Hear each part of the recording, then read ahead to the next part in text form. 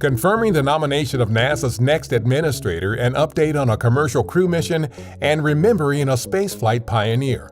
A few of the stories to tell you about this week at NASA. Former Senator Bill Nelson has been confirmed by the U.S. Senate to be the 14th administrator of NASA. President Biden nominated Nelson for the administrator's post on April 19th. In 1986, while serving as the chair of the House Space Subcommittee, Nelson flew aboard the Space Shuttle Columbia on the STS-61C mission. As of Friday, April 30th, mission managers for NASA's SpaceX Crew 1 mission to the International Space Station were watching the weather forecast and targeting an early Sunday morning splashdown off the coast of Florida.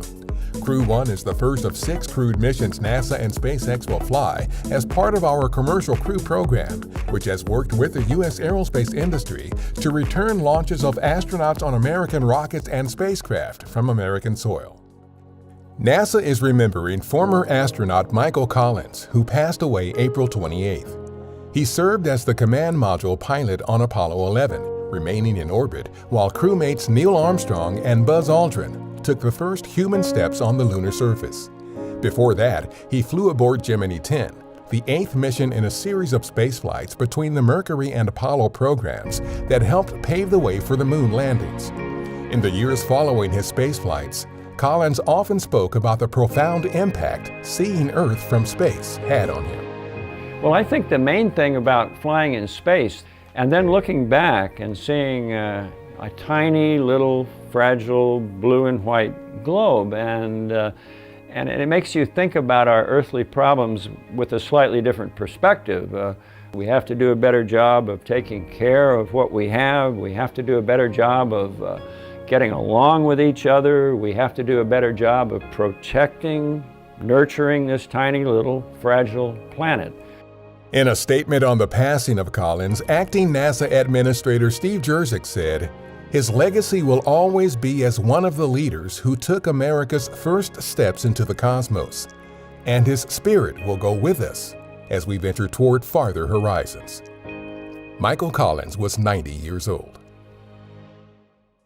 Our Ingenuity helicopter met all of its mission objectives with its third flight on Mars.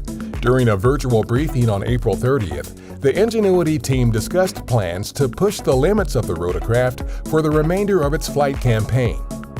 With this new phase, we will now concentrate on utility of an aerial platform and work on operational products, such as aerial observation of specific science targets or looking at context features from places that are not accessible by rovers.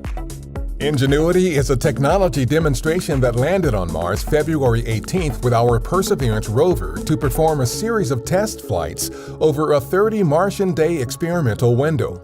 The rotorcraft became the first aircraft to successfully complete powered controlled flight on another world on April 19th.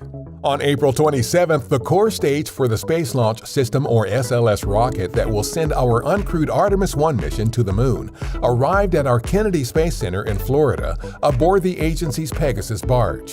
The core stage is the final piece of Artemis hardware to arrive at the spaceport and will be integrated atop the mobile launcher with the completed stack of solid rocket boosters ahead of the Artemis 1 launch. Engineers at our Stennis Space Center conducted a long-duration RS-25 engine test on April 28th, continuing the latest 7-part test series to support development and production of the engines for use on future missions with our Space Launch System rocket, including missions that will land the first woman and person of color on the surface of the Moon as part of our Artemis program.